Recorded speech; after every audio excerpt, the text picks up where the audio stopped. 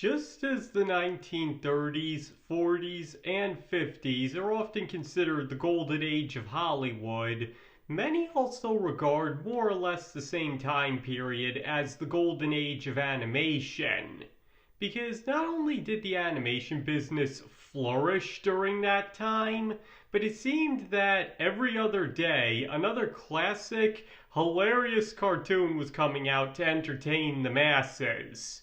And what only helped these classic cartoons along was not just their many gags and brilliant animation, or even the times they were more emotional than funny, but the many iconic, colorful characters that came out of the same time period. I mean, Mickey Mouse, Minnie Mouse, Donald Duck, Daisy Duck, Goofy, Pluto, Tom and Jerry, Popeye the Sailor Man, Olive Oyl, Bluto, Droopy, Felix the Cat, the Flintstones and the Rubbles, the Pink Panther, Yogi Bear, the Jetsons, Betty Boop, Casper the Friendly Ghost, the Scooby-Doo Gang, and plenty of others I'm sure I'm missing as well. But despite all of that, there is one other series of cartoons and characters from the golden age of animation that I believe just edges out all of these to be considered perhaps the greatest thing to come out of that era, with that being Looney Tunes. And today, I'd like to go over why I personally believe they deserve that particular distinction. But please note that this will definitely be one of my more opinion-based videos and won't be so much rooted in fact. So in case you're looking for something more objective, this might not be the video for you. Alright, so just as a quick side note, yes, I do know and understand that the Walt Disney Company, as well as the beloved characters they created, were always at the forefront of animation, and none of what came later would have happened without them. That I most definitely won't deny, and even want to give proper credit to. If it weren't for the early works and cartoons of Walt Disney, featuring the likes of Mickey Mouse, Pete, Donald Duck, and Goofy, the golden age of animation might very well not have happened. As well as the fact that they, like so many others, released plenty of cartoons that are absolute classics and definitely deserve to be considered as such. I am not trying to argue anything to the contrary when I say that Looney Tunes ranks as the best of all classic cartoons. All I mean when I say that is that there was just something uniquely special about Looney Tunes that nothing else was quite able to replicate. Now, once again, call me biased if you want to, but I've already made it no secret in quite a few videos, especially the one on Looney Tunes Back in Action, which you can find a link in the description to, that I have a special love and fondness for Looney Tunes. But that being said, even I'll admit they had a rough start and took a while to find their footing.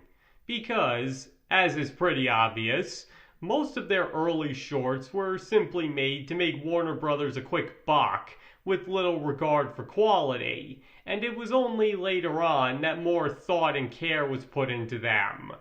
But even in that era, there's still a few diamonds in the rough. Mostly thanks to the one and only Tex Avery. I mean, who doesn't know his classic parody of the jazz singer featuring a swinging owl in a classical family? Sing it with me now. I loved singa about the moon and the June and the springa. Okay, I'll stop. My point is, even if most of their early cartoons did have problems, it was already obvious the few times they did manage to make something exceptional that what they were doing was destined for greater things. And once they found their stride, boy were they able to prove that and then some. because not only did they create such lovable and classic characters, but a huge variety of them that each had their own unique brand of humor, charm, and personality. I mean, Bugs Bunny, Daffy Duck, Elmer Fudd, Yosemite Sam, Marvin the Martian, Porky Pig, Sylvester, Tweety Bird, Granny, Roadrunner and Coyote, the Tasmanian Devil, Witch Hazel, Gossamer, Pepe Le Pew, Foghorn Leghorn, Speedy Gonzales, and countless others. Take your pick. No two are alike, and all have their own things that make them specifically work, even when put into situations where that wouldn't seem apparent. And all of that is only augmented by the fact that their cartoons were truly funny. I mean, it's called Looney Tunes, and it most definitely lives up to that name, with the comedy often relying on hijinks of the highest order. But again, that's what made them work so well. I mean, who doesn't love watching Bugs Bunny serving out his classic brand of justice to evildoers? Or Daffy Duck constantly being bit in the behind as he selfishly tries to better himself? Or Sylvester's vain pursuit of his Tweety Bird snack? Or Coyote being a complete punching bag to the point that the laws of physics actively work against him to ensure he doesn't even have a prayer of catching the roadrunner, Taz just going absolutely bonkers for no reason, Yosemite Sam getting angry and firing off his guns, Speedy Gonzales foiling those who would wrong him with his speed, or Foghorn Leghorn just getting up to some barnyard antics, whatever they may be. Simply put, it's not just the characters, but the situations they're put into that makes them so hilarious. And for just one specific example, take Roadrunner and Coyote. Everybody knows how one of their classic cartoons goes down, and that the coyote will always be foiled. But it's never apparent how. No matter what the setup is, the punchline often comes out of nowhere, and the results are always hilarious perfection. Seriously, the fast and loose use of physics really makes those cartoons both memorable and funny. And in their own way, the same applies to all the other characters as well. Their individual personalities, as well as the problems they usually find themselves facing, almost always made for absolute comedy gold without fail. What I'm trying to say is, there's not too many situations these iconic characters couldn't make funny with their wacky humor and antics. I mean, there's a reason plenty of their classic cartoons are still remembered and beloved today, because they're just as funny nowadays as they were when they were released. And that's honestly a pretty impressive feat in and of itself.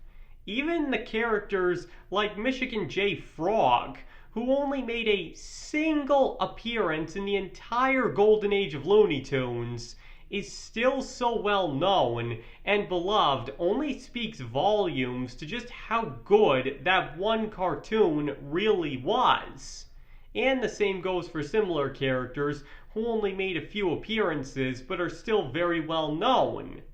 My point is, classic Looney Tunes is the very definition of timeless as far as humor and characters go, and that's another reason why it's so great. And like I said before, who doesn't know that iconic music that plays at the beginning of any given short, as well as Porky Pig's signature line, "That's all, folks," at the end? Again, to millions of people, that's a crucial part of their childhood, and something that comforts them in their daily struggles. Now, of course, you can argue that at this point, there are plenty of cartoons, both from back then and now, that are far better than classic Looney Tunes.